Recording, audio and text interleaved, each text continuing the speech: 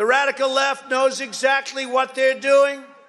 They're ruthless, and it's time that somebody did something about it. And Mike Pence, I hope you're going to stand up for the good of our Constitution and for the good of our country. And if you're not, I'm going to be very disappointed in you. I will tell you right now.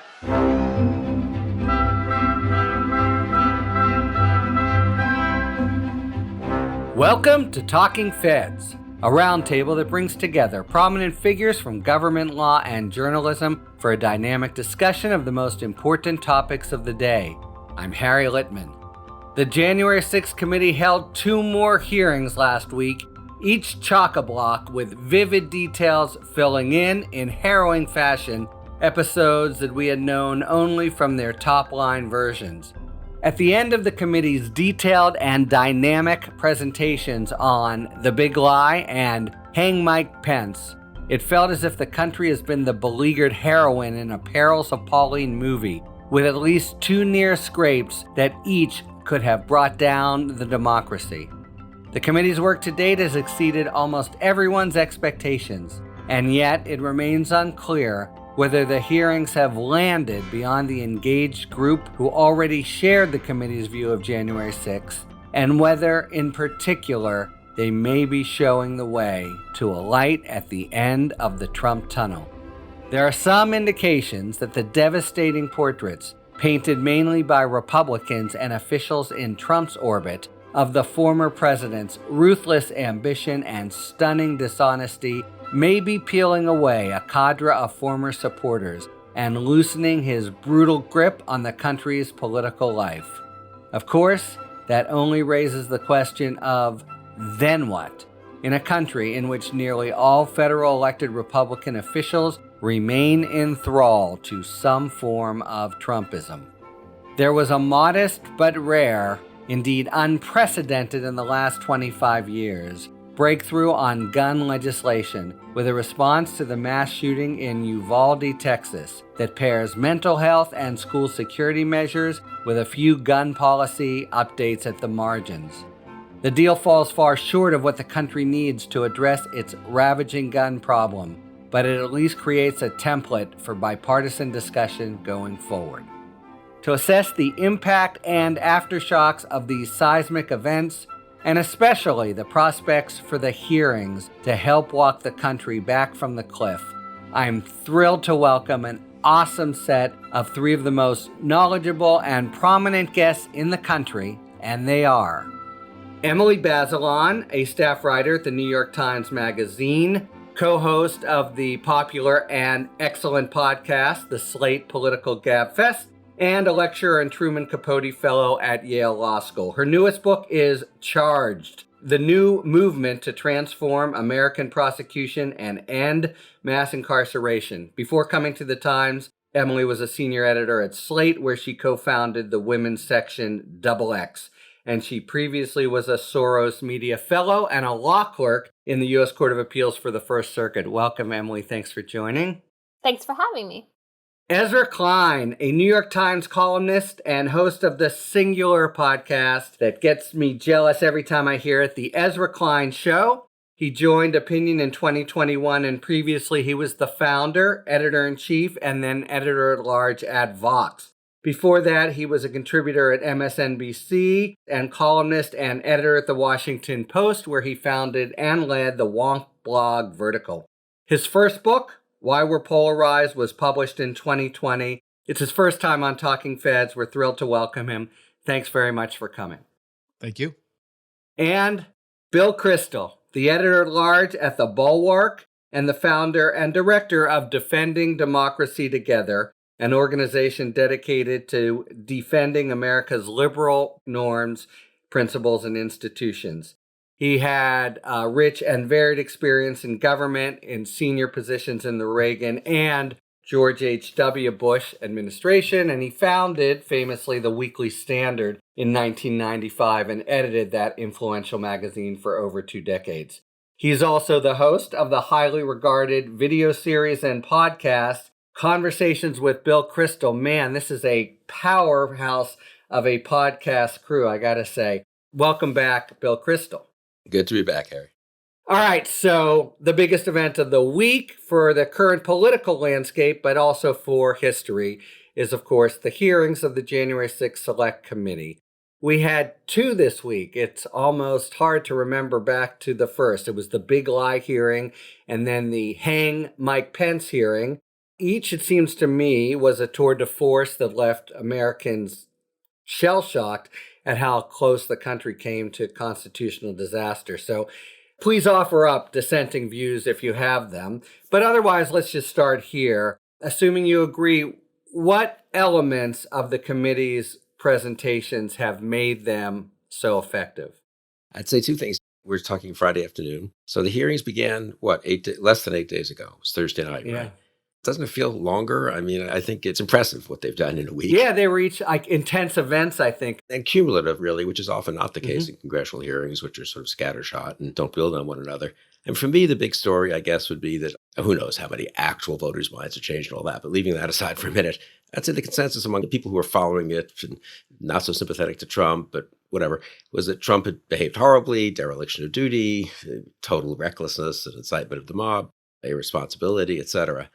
But maybe that was kind of the conventional view 8 days ago. Probably was my view, and I'm pretty anti-Trump. Whereas now I think it's really, one feels like the committee has shown or begun to show that there was a real criminal conspiracy.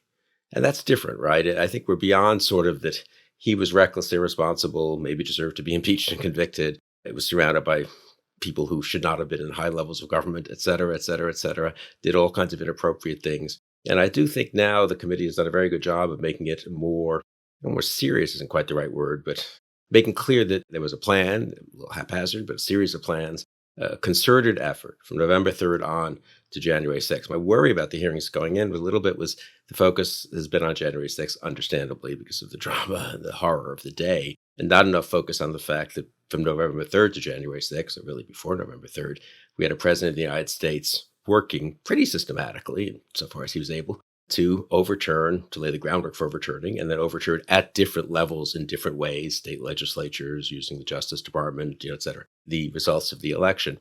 And I was worried that we'd get caught up in the drama of January 6th and lose sight of the plot. And I think they've done an excellent job of making clear that there was a plot. Yeah, I agree with that. The thing that changed in my mind legally this week was about Trump's state of mind. So to prove the potential crimes, which are conspiracy to obstruct an official proceeding and conspiracy to defraud the United States, these are white-collar offenses, and they have this classic problem. How do you prove that this person knew that they were breaking the law? Because you don't usually have someone like announcing that that's what they thought they were doing. And I think now we're at this point, especially with former Attorney General Bill Barr's testimony, but really just cumulative of all these people around Trump. They were telling him the truth. They were even telling him that these schemes were illegal. And so now I think we're in the terrain of what's called the willfully blind way of thinking about state of mind, where like you can say, I don't accept that until the cows come home. But if you're being willfully blind to something that is clear as the nose on your face, that's not really a defense anymore. And so that was what shifted for me this week. I worry I'm going to be the dissenting view that I don't want to be here. I don't know that I think the country is shell-shocked. Yes. I sort of wish that it were, but that is not my impression of the situation. Fair enough. It seems to me that the hearings are operating on sort of three levels, and you have to look at them differently. There is the substantive laying out of the narrative and testimony of what happened. And I just think they've been extraordinary on that level. The effectiveness of the presentations, the sequencing, the video they showed where they're sort of cross-cutting between what happened contemporaneously on that first day. I think in terms of creating a public document that is both coherent and credible and has the words of the key players and also has a sense of the dramatic to it and it's comprehensible. I think you have to say they've done more on that than anybody could have anticipated. A good sense of showmanship too. Then there is the kind of political level of it, right? Will this change anything? Will this, say, change the Republican Party's attitude towards Donald Trump? I'm not really seeing that.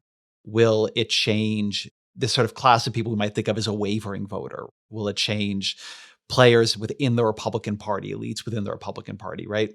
People with some level of power who do not already believe, I think what, frankly, the people on this panel believed before the January 6th committee hearings. Yeah. I don't have a strong view on that yet. I'm not even sure what I think the changeable audience even is. I think they're doing the best job they can. I just don't know how possible it is. I mean, Fox News isn't carrying the hearings. You're not going to get Fox News. But I think that it's a really interesting question of who is persuadable. Like, what is the audience that you think you could move here? And are they moving them? And how would we know? And then there's what Emily brings up, which is the legal dimension, right? Are crimes being proven? Are there legal consequences being courted? And I leave that to the more knowledgeable legal scholars on this panel, because my views there aren't worth a whit. Well, we'll move to certainly your number 2, Ezra, and maybe 3, but I do want to pause to second something that Bill has said, because yes, in part, it's been a box-checking exercise on the legal front, but I do think it's been more vivid than that. We've gotten what we never got with the Mueller report. That is, people had a very loose sketch of the outlines of events, but to see it really filled in detail with a focus on what Trump knew and what he was doing.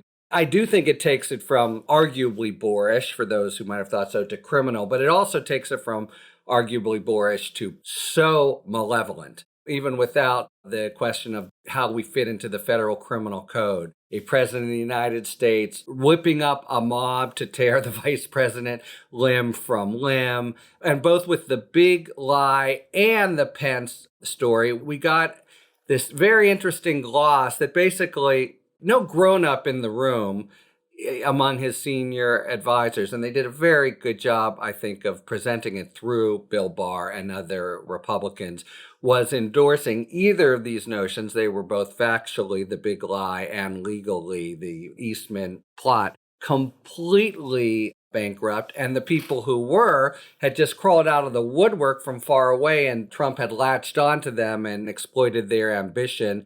So it wasn't as if he had a division among his advisors. He just lurched for something, anything, any port in the storm to try to stay in power. All right, why don't we go to your second point there, Ezra? I mean, I think this is very important and essential just for history.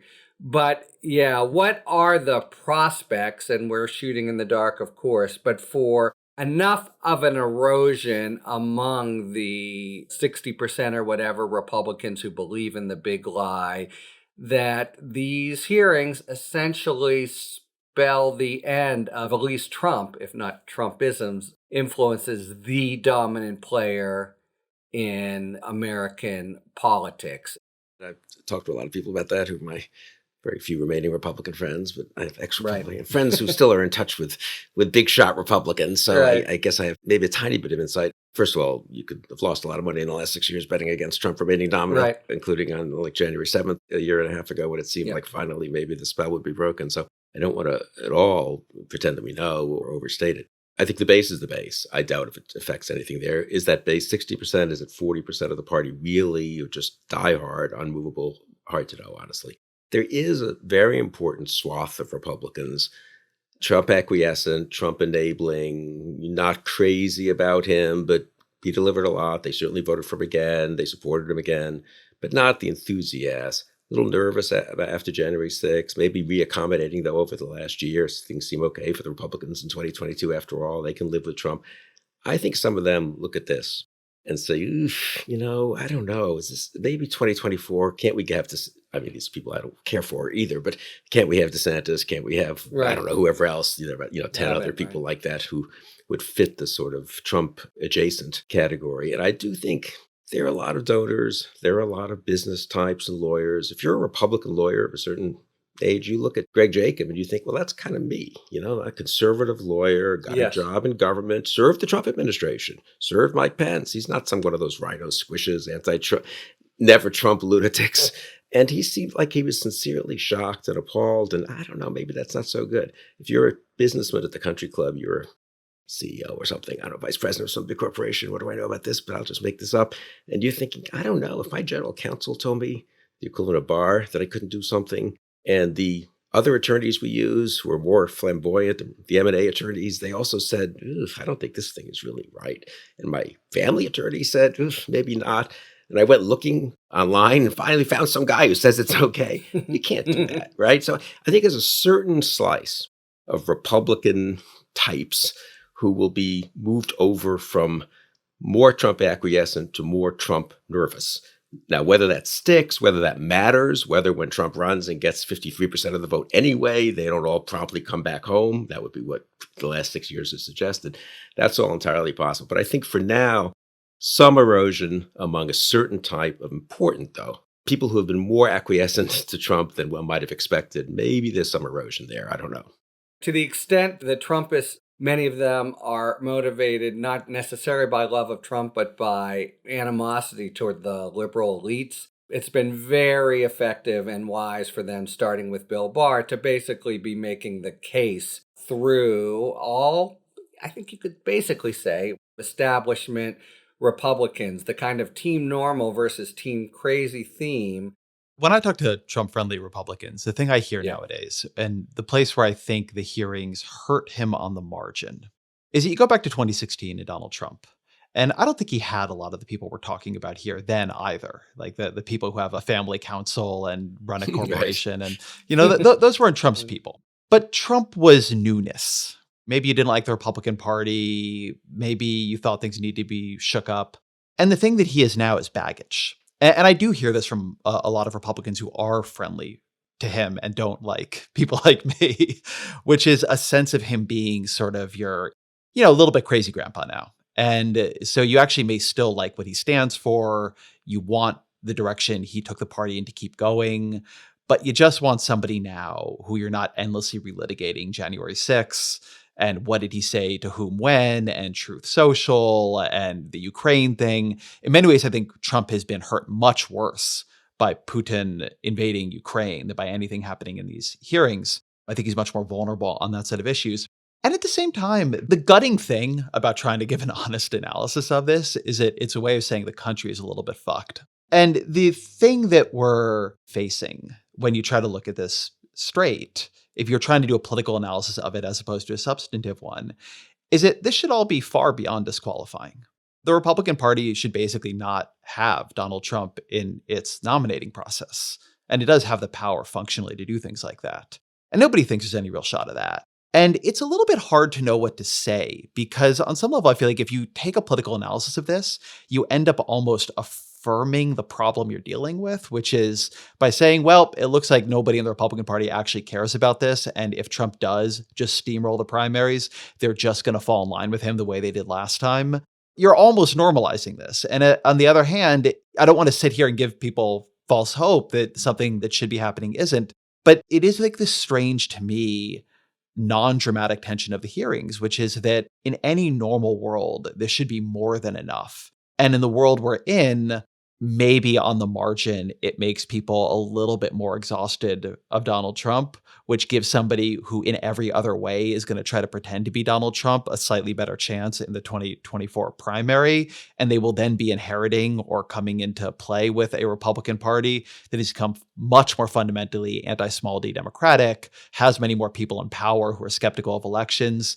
I mean, on some level, this is all very, very depressing. The Times had a great piece the other day about how many of the Republicans winning primaries either rhetorically support Trump's big lie or actively acted in support of it. Including like secretaries of state and people who are going to really matter. Yeah. Secretaries of state, gubernatorial candidates. So whatever kind of happens in here, and a lot of these Republicans are going to win in 2022. It's going to be a bad year for Democrats. So there are going to be a lot more people in power who, whatever happens to Donald Trump, are much more willing to believe Trump-esque stories, possibly told by a more compelling messenger and a more strategic and savvy messenger than Donald Trump in the future. So I don't know, my background level of belief that there's a genuine imperilment in the possibility of a crisis, an election crisis for this country is much higher than it was, say, 5 years ago. Well, except that if the Republicans just win outright, then we don't have to have a crisis of democracy, right? Right. Or at least it's postponed, because then they get into power and we have more entrenchment of minority rule and it takes a little longer to get there. I'm sorry, this sort of gallows humor. No, but I think that's true. I always tell people that that's actually much more likely, that the likeliest outcome is not a Democratic crisis, but just Republicans winning elections. Yeah.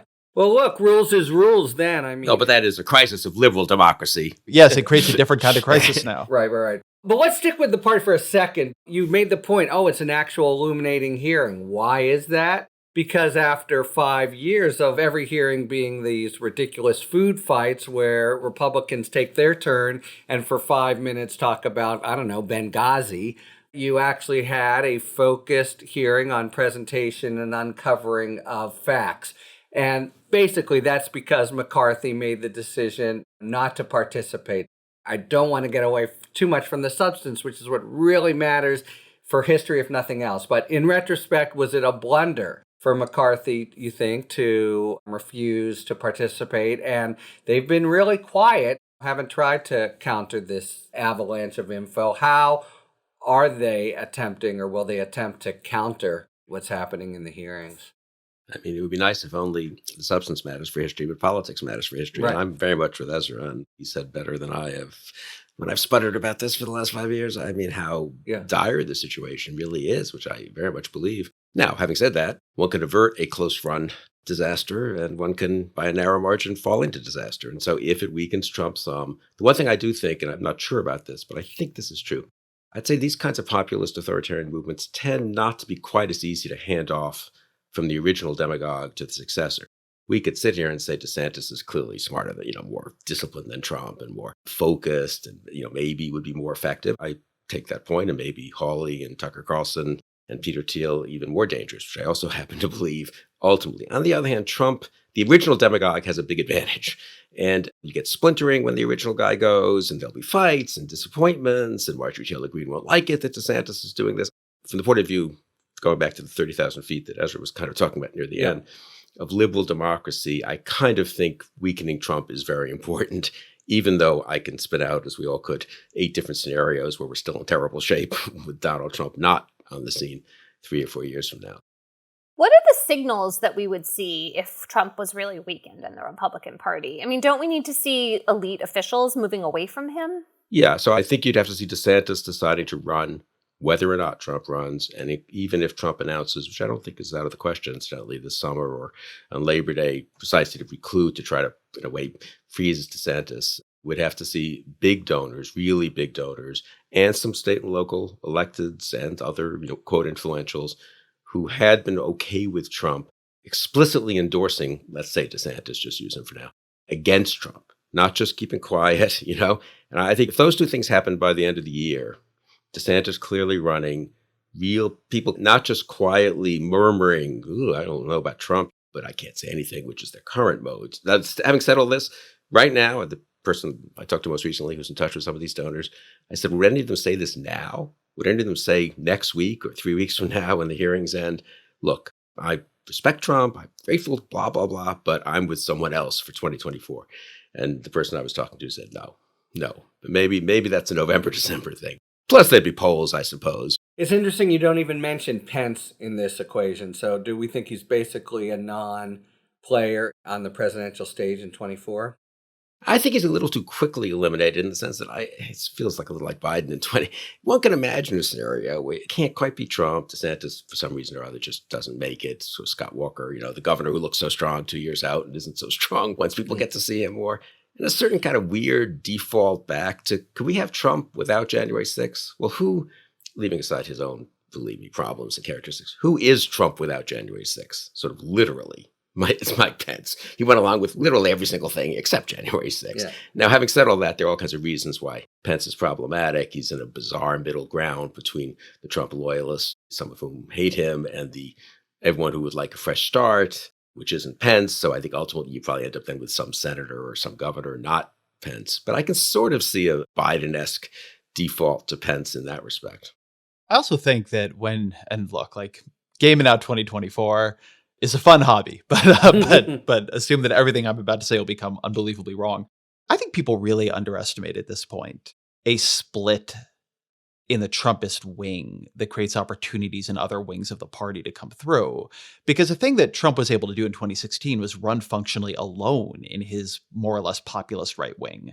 And now everybody in the party wants to be Donald Trump to a first approximation. So you can imagine a world where Donald Trump runs and also Ron DeSantis runs and also Josh Hawley is trying to be like both of them. and a couple Cruz, other players yeah. are doing it, and that actually creates openings for someone else. You can imagine, well, Donald Trump doesn't run, but there are 8 people trying to do their best Donald Trump impression, and that creates an opportunity. Actually, for Mike Pence, weirdly, I sort of agree with Bill, who kind of can lay claim to the Trump agenda, but also not have a lot of Trump's personality. But you can imagine a lot of other people in that guise. There are governors, there's Tim Scott and Nikki Haley, and there are all kinds of people who will play with a slightly different appeal. And so I think just as part of what made Trump work in 2016 was a large field that split a bunch of the vote that wasn't naturally going to go to him, I think that it is a little easy to dismiss how if Trump runs, presumably he gets a Trump vote. Although if DeSantis runs, I think there's actually some chance more of it could split than people currently realize.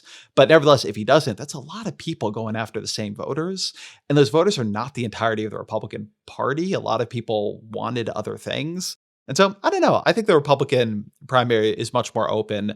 And I will say, I just think there's one thing that we're not talking about here that is kind of important, which is what did Joe Biden and the Democrats do with any of this? Does Joe Biden and does the Democratic Party, not just Congress as an institutional figure or institutional player, do Biden and the Democrats believe this is something to run on? Do they want to increase the salience of this question in politics, or do they want to reduce it? They're obviously not sure, right? Yeah. They're obviously not sure. And I also think that really matters, because if you go through the hearings and it unearths all this material and the other party decides not to do anything with it, and the Republican Party obviously is not going to autonomously do anything with it, it's very hard to see what happens here. Now, of course, like the problem for Democrats is if you make it Democratic, you polarize the issue too. So there's not an obviously good play here, but I do think which play is chosen is really going to have a big impact on whether or not these hearings have changed anything a year from today.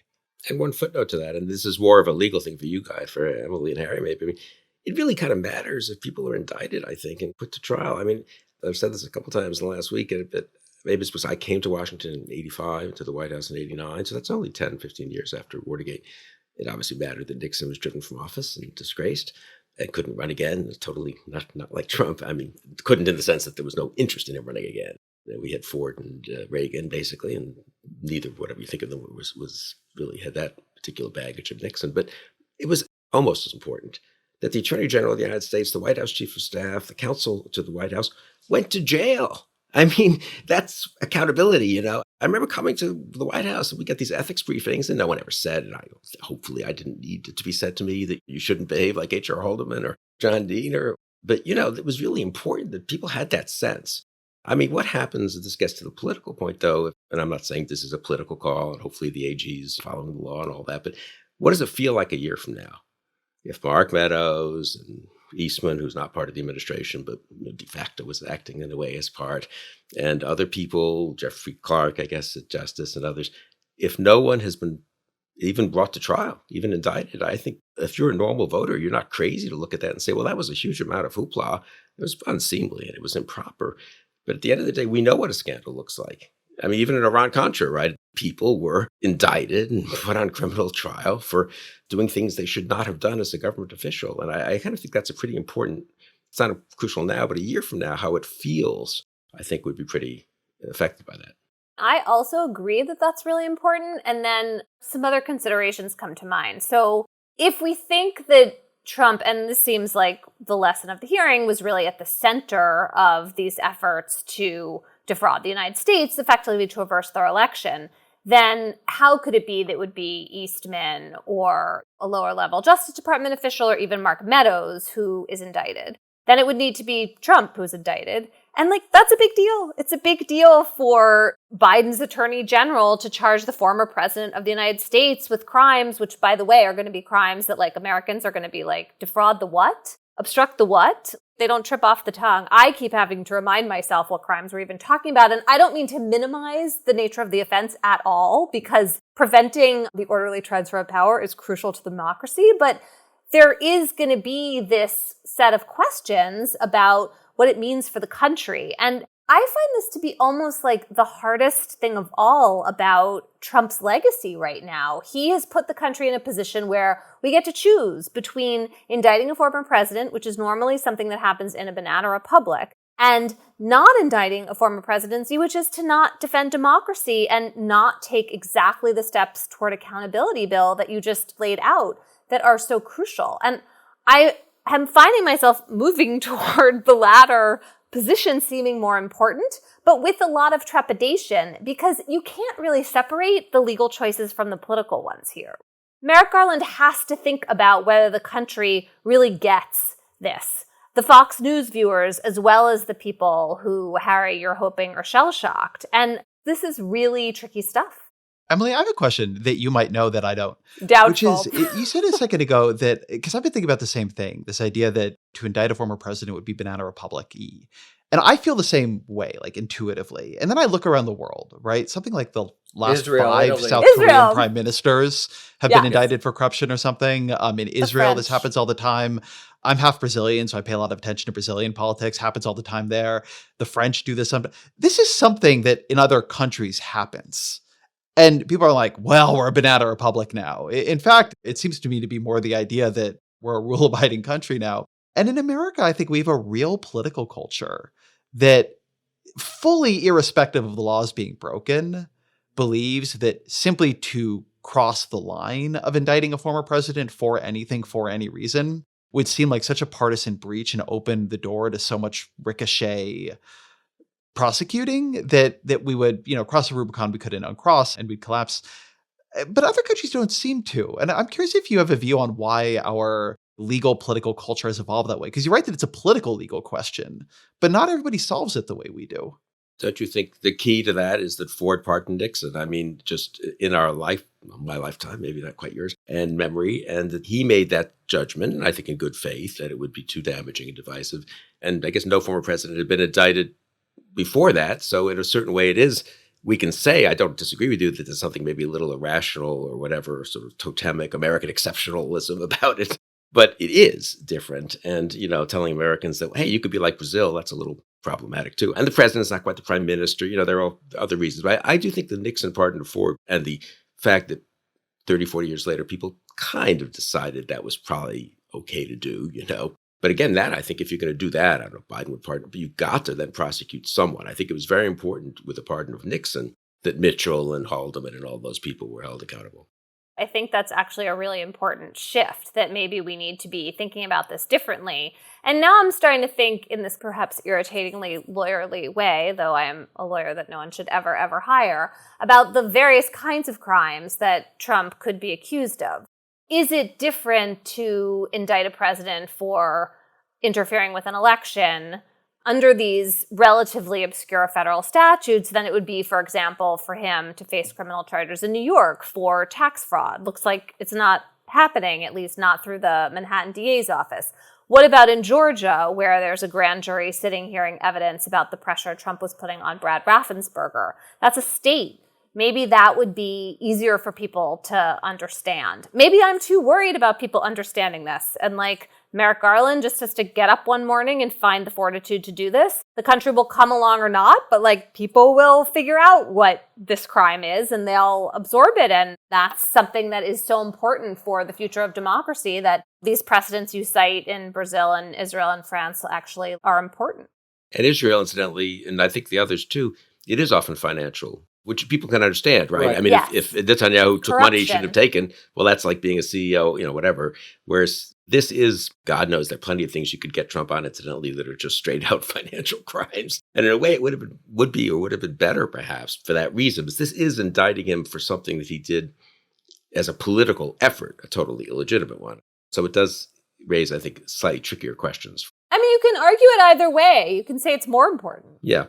And also there's a lot of difficulties with the state situation. I think the big difference here is situational. I think in 74, if they had decided to indict him, you're right that the verdict of history has been positive, but that could have happened. The problem here, and this is what I wrote about this week, is if you indict him with 60% of Republicans or 40%, whatever, still for him, you don't solve many basic problems. And essentially, I think it's misguided to look to Garland as the avenging angel who will alone bring accountability. It's one thing if he doesn't, and I've come slowly to the view that I infer Emily now has, which is the only thing worse than indicting him would be not indicting him. But the situation is so tied up in politics in a way it wouldn't have been with Nixon. I do want to say, Bill, that your point is really important and people don't appreciate it enough, the all the president's men point. So it's one thing, and there's a whole welter of legal, policy, political considerations, et cetera, when you would decide whether to pull the trigger on a Trump prosecution. But Meadows and other figures who are up there, if they get a complete pass, that'll be, a bad day, I think, for accountability. Though this is an episode in and of itself. Ugh, this just drives me so crazy, though. And I feel like you see it all over the January 6th prosecutions, which I'm not against. It's just the idea that everybody is accountable, but the guy who actually did the thing, the only person here who really mattered. I am not against, I want to say real clearly, like if you rushed the Capitol and broke the window and you deserve to pay for that. At the same time, like to try to have a little bit of cognitive empathy here, it is not a crazy thing to believe the president of the United States. If you're already just like a Republican who thinks Donald Trump is great, which is what a lot of these people were, and he tells you that the election is being stolen. I think if I really believed an election was being stolen, like I would be pro like people being out in the streets. I might not say like rush the Capitol exactly, but it's a very thin line at that point. Square. I mean, the line is actually about the substantive issue itself, whether you're a patriot who's keeping a terrible theft from happening, or you're an insurrectionist trying to make a terrible theft happen. And I always think this when I see these people getting sent to jail, that the person who deserves to go to jail is the guy who convinced them to rush the Capitol, which is Donald Trump. So look, I'm all for it. Meadows, whatever. The people who committed crimes should pay for the crimes. But there is something I think so sick about a political culture where we've decided that because you had the most power, you are the most unaccountable. And it's not that I don't understand all the constraining factors here. I just want to note like what a bizarre place it leaves us in. Well, just to dot that the guilt of Republican elites who are not Trump operatives is very high here, because let's assume Trump says on November 4th the thing was stolen, terrible. What if every Republican governor and senator of stature, or 80% of them, or 60% of them, 40% of them, say, no, that is not true. I'm your Republican conservative congressman, senator, governor. I'm the vice president of the United States. I'm the attorney general of the United States. And I'm telling you publicly, not in one tiny interview with AP on December 2nd, I'm telling you when I resign that this is false. I have served Trump loyally. I went beyond he wouldn't say this, but I went beyond the line in discrediting the Mueller report and all this. And I am telling you that this is false. But this is Ezra's point. If you're quote normal, but the Trump supporter out there, you hear Trump on the one side, you hear silence from everyone else, ranging from the vice president and the attorney general down through the Senate majority leader, the House Republican leader, your own governor, et cetera. And you think, okay, well, Trump is saying this, and two actual elected Republicans in the whole country are actually challenging this. And the idea, this is sort of Ezra's original point, the idea that Liz Cheney and Adam Kinzinger are the only Republicans in the entire Congress of the United States, well, maybe Romney, I guess, right, who were like saying this is utterly and totally unacceptable. It's not a close call. He can't run again. It's a total disgrace. We need to see the truth. I mean, this gets to your point, Harry, about Nixon and Ford.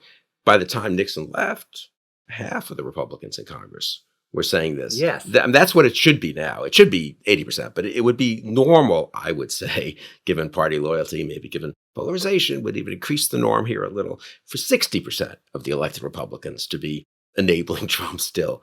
But 209 out of 211 House Republicans, that is why it's such a terrible situation.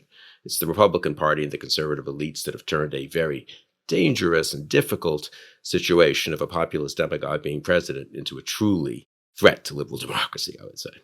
And just let me not exclude the demagogue for a moment, because again, with Nixon's never looked so good as these last few years, but he had some kind of dedication to the republic or the Constitution or whatever, or just decency to walk away. And something that, in a normal setting would count for prosecution is Trump redoubles and redoubles again his jackassery. Is that a word? Jackassery. And just last week called January 6th basically a great love-in. So in other words, he's not only unrepentant, but he fans the same flames with the same toxic effect on our political culture. Like you, Bill, I thought at least after January 6th, okay, finally, we're done with this guy, and the exact opposite. But that's something that Merrick Garland needs to take into account. Is there any other way to make him stand down and repair the damage to the, body politic.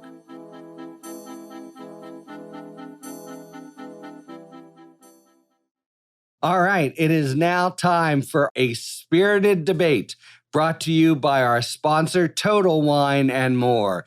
Each episode, you'll be hearing an expert talk about the pros and cons of a particular issue in the world of wine, spirit, and beverages. Thank you, Harry. In today's spirited debate, we unbottle the truth about wine. Is there really a right or a wrong way to enjoy it? Wine drinkers near and far have lived by a certain set of written yet unofficial rules to follow, particularly when it comes to pairing wine and food. You've heard a couple of them before. White wine pairs with seafood, red wine pairs with big old juicy steaks. And while we like to think of these more as guidelines than rules, some suggestions actually do serve a higher purpose to help your wine get the most from your dish, and vice versa. One pairing that's not quite as obvious involves tannins. Tannins are the dryness that you taste and feel in wine. They come from grape seeds, skin, or oak barrels. Traditionally, high tannin wines and spicy foods don't pair well together.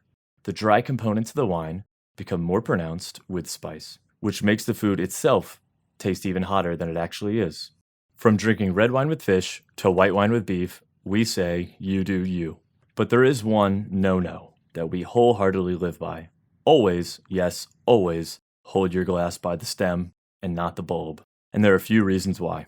Putting your warm hands on the bulb transfers unnecessary heat to the wine. As wine warms up, it will become off balance and you will taste the alcohol more and more. Not to mention, you can easily avoid smudges to your beautiful glassware. To truly enjoy wine, you can never go wrong pairing the wonderful selection and helpful guides at Total Wine & More. Cheers. Thanks to our friends at Total Wine and More for today's A Spirited Debate. Let's shift gears and take a few minutes to talk about gun legislation and the possibly effective or in a very, very, very modest way, bipartisan efforts in legislation. So we've got a pretty small beer here, and the most important thing that seemed like it was going to happen among the well-accepted proposals out there, that is the increase from 18 to 21 of who can get an assault rifle, even that was batted down. So are we left with maybe a symbolic accomplishment that in some ways they're getting together, or is it really such modest tinkering at the edges that it's negligible? The most optimistic thing to me about the package is not anything in the package, which I think on a policy level is incrementally better, but on a very, very narrow margin. Yeah. It would be for a coalition to emerge that has some experience at least one time passing gun legislation in the aftermath of a mass shooting and remembers that is a possible thing to do and works that unbelievably atrophied muscle even for the first time, even just memory, the finger twitch of the comatose patient right here. I think there is some, in the long sweep of things, because it is unfortunately not the last time we're going to have a gun tragedy in this country, I think that kind of thing could matter a little bit, right? Such that then, again, God forbid, but predictably, given our policy, the next time some of these same people are like, we did something and it clearly wasn't enough. So it's not so much about this one to me as about the refashioning of some idea that it is possible to pass national gun control legislation. And some of the people remember how it is that you do it. And that could matter over time. But all the qualifiers and catches in my statement there, you can kind of see how pathetic the boundaries in which we're operating really are.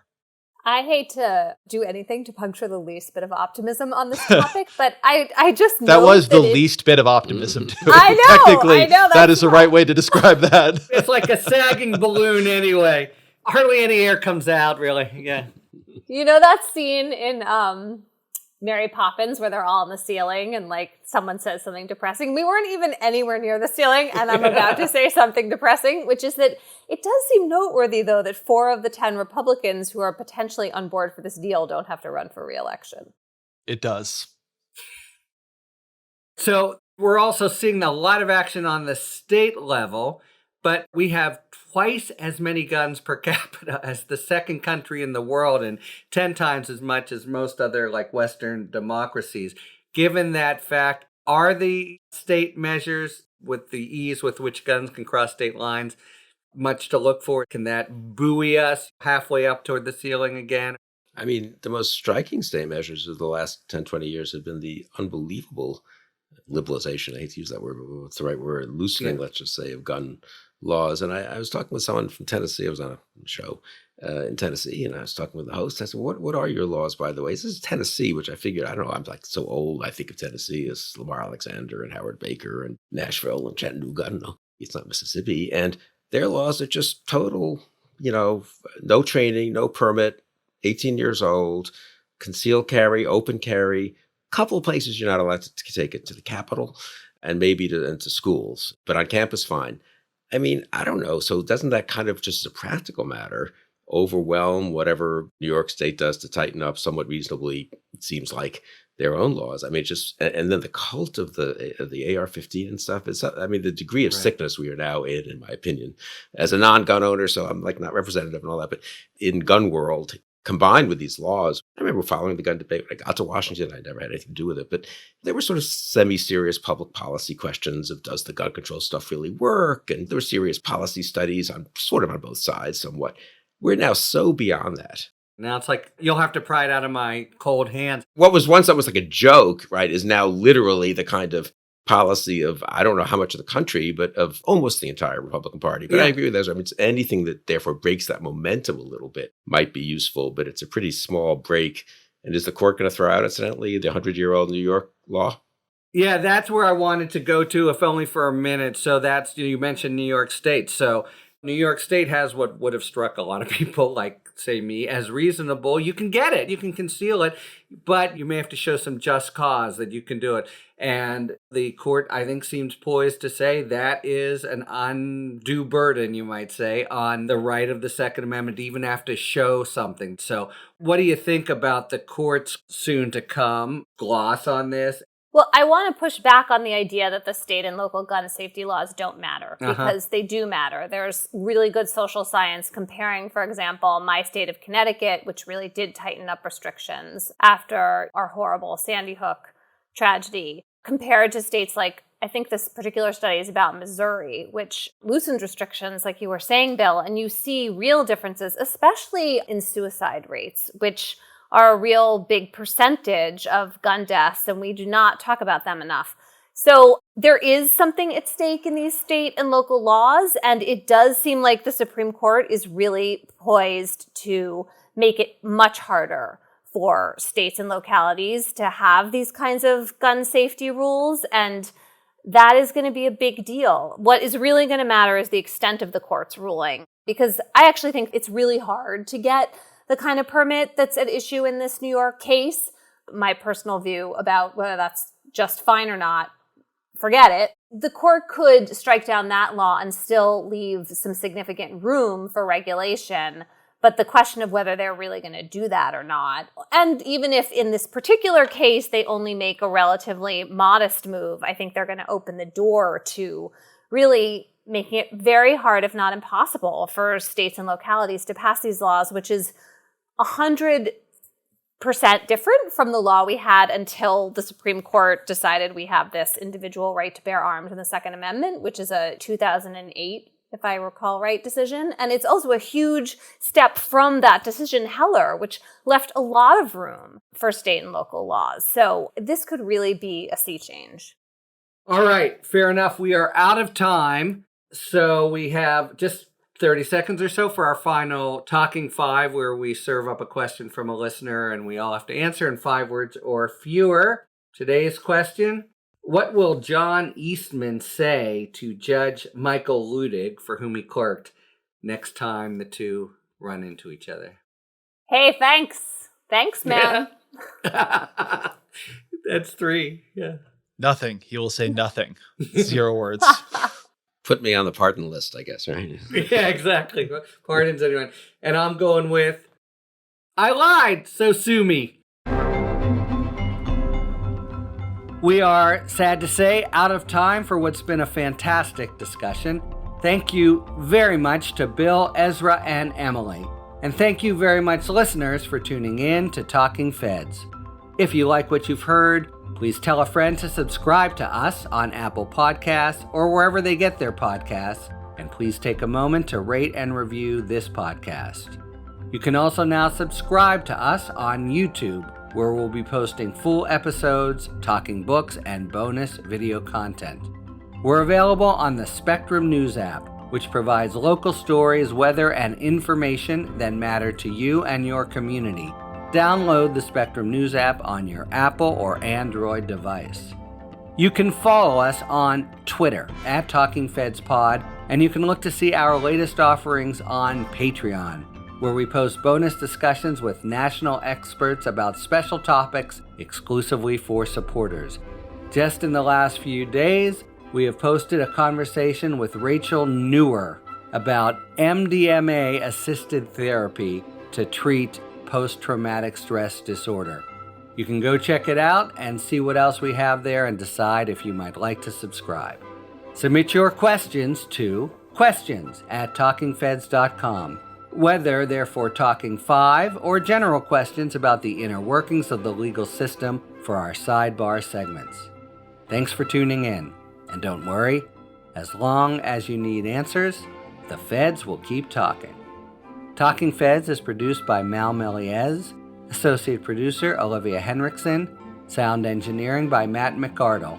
Rosie Dawn Griffin and David Lieberman are our contributing writers, and Adam Macias is our consulting producer.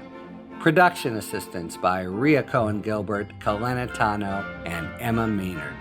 Our gratitude, as always, to the amazing Philip Glass, who graciously lets us use his music.